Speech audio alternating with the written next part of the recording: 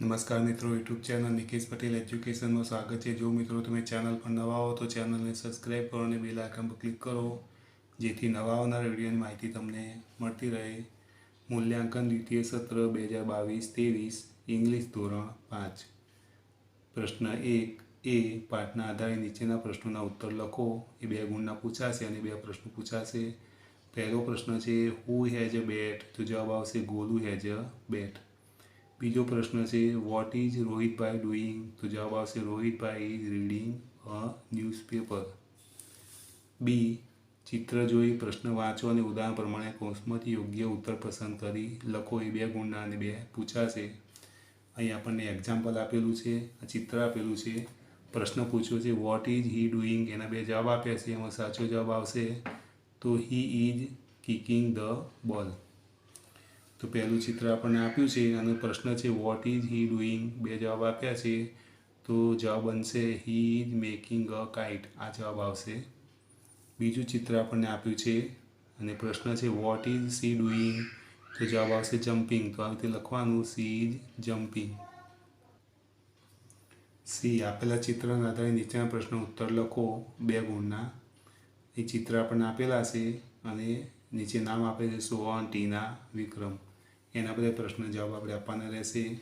Example આપણને આપ્યું છે હુ ઇઝ ડાન્સિંગ, તો જવાબ આપેલો છે વિક્રમ ઇઝ ડાન્સિંગ। પહેલો પ્રશ્ન છે હુ ઇઝ સ્કીપિંગ, તો જવાબ આવશે Tina is skipping. 2 number who is climb a tree, તો જવાબ આવશે Sohan is climb a tree. D પ્રશ્ન વાંચો અને ઉદાહરણ પ્રમાણે કૌંસમાંથી યોગ્ય ઉત્તર પસંદ કરી લખો। એ 2 ગુણના પૂછાશે। આપણને એક્ઝામ્પલ આપ્યું છે, પહેલું છે હુ ઇઝ સિંગિંગ, અહીં જવાબ આપ્યા છે, તો જવાબ આવશે ધ સિંગર ઇઝ સિંગિંગ, આમાંથી આ જવાબ આવશે। બીજો છે what is the singer doing, તો જવાબ આવશે ધ સિંગર ઇઝ સિંગિંગ, તો આ જવાબ આવશે। ત્રીજું ઉદાહરણ આપ્યું છે વેર ઇઝ ધ સિંગર, તો જવાબ આવશે the singer is on the stage, તો આ જવાબ આવશે। એ રીતે આપણને પહેલો પ્રશ્ન આપેલો છે વેર ઇઝ ધ ડૉક્ટર, 2 જવાબ આપ્યા છે, તો જવાબ આવશે the doctor is in the hospital, આ જવાબ આવશે। બીજું છે what is the gardener doing, તો જવાબ આવશે વોટરિંગ ધ પ્લેન્ટ્સ, તો આપણે લખવાનું the gardener is watering the plants. 2 એ નીચેના ખરા વિધાન સામે ટ્રુ અને ખોટા વિધાન સામે ફોલ્સ લખો। 2 ગુણના અને 2 પૂછાશે। પહેલું છે Nehaben is listening to the news, તો ટ્રુ। બીજું છે we perform garba in Navratri, તો જવાબ આવશે ટ્રુ। બી પાઠના આધારે નીચેની ખાલી જગ્યા પૂરો। પહેલું છે the people in the village ખાલી જગ્યા ઇઝ સાઉથ, તો અહીંયા 2 જવાબ આપે છે હર્ડ અને હિયર્ડ, તો અહીંયા આવશે હિયર્ડ। 2 નંબર ધ ખાલી જગ્યા went back to their work, તો જવાબ આવશે વિલેજર્સ, તો લખવાનું વિલેજર્સ। સી હેવ અથવા હેજ વડે નીચેની ખાલી જગ્યા પૂરો। 2 ગુણની પૂછાશે અને 2 ખાલી જગ્યા પૂછાશે। પહેલું છે ધ મંકી ખાલી જગ્યા લોંગ ટેલ, તો આવશે હેજ। બીજું છે યુ ખાલી જગ્યા બ્લુ રિબિન, તો જવાબ આવશે હેવ। ડી ઉદાહરણ પ્રમાણે કૌંસમાં આપેલા શબ્દોના વર્તમાનકાળના રૂપો વડે નીચેની ખાલી જગ્યા પૂરો। 2 ગુણની પૂછાશે અને 2 ખાલી જગ્યા પૂછાશે। આપણે એક્ઝામ્પલ આપેલું છે the girls are skipping, skip હતું તો અહીંયા બહુવચન હતું તો આર લીધું ક્રિયાપદ, અને સ્કીપનું આપણે લખવાનું ચાલુ વર્તમાનકાળનું રૂપ સ્કીપિંગ। તો આપણને પહેલી ખાલી જગ્યા આપી છે ધ પોસ્ટમેન ખાલી જગ્યા લેટર્સ, અહીં ગીવ શબ્દ આપ્યો છે તો આપણે લખવાનું ઇઝ ગિવિંગ।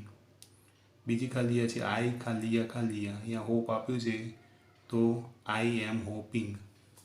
3 એ ઉદાહરણ પ્રમાણે કૌંસમાં આપેલા શબ્દોના ભૂતકાળના રૂપો વડે નીચેની ખાલી જગ્યા પૂરો।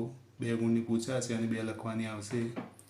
એક્ઝામ્પલ આપ્યું છે ધ બોયઝ ખાલી જગ્યા કાઇટ, અહીં ફ્લાય છે તો અહીંયાનું ભૂતકાળ થશે ફ્લ્યુ, એવી રીતે આપણે પહેલું છે સાહિલ ખાલી જગ્યા ધ કાર પુશ, તો અહીંયા આવશે પુશ્ડ। 2 નંબર રામુ ખાલી જગ્યા ધ બસ, ડ્રાઈવ તો આવશે ડ્રોવ।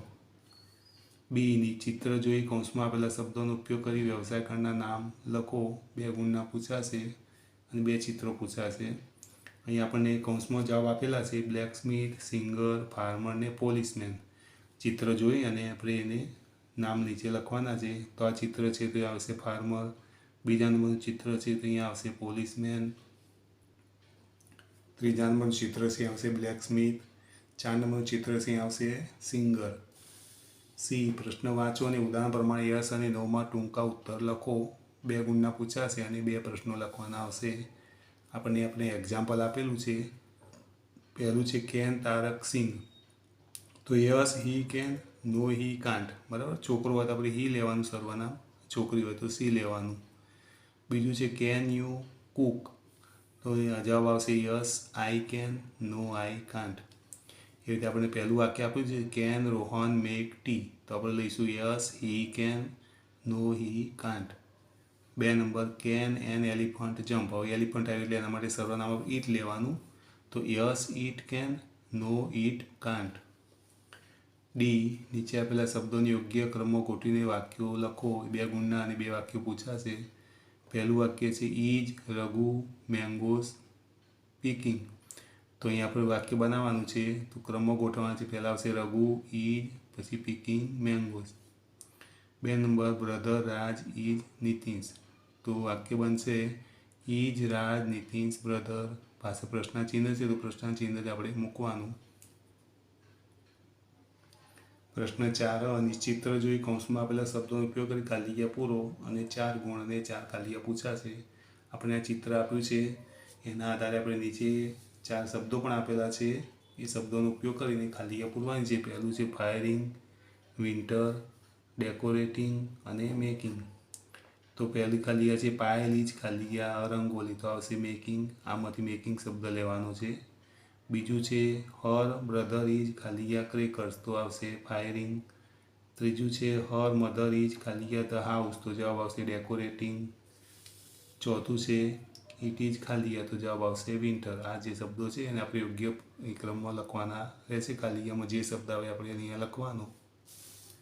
બી. ચિત્ર જોઈ પ્રશ્ન વાંચો અને ઉદાહરણ પ્રમાણે કૌંસમાંથી યોગ્ય શબ્દ પસંદ કરી ઉત્તર લખો.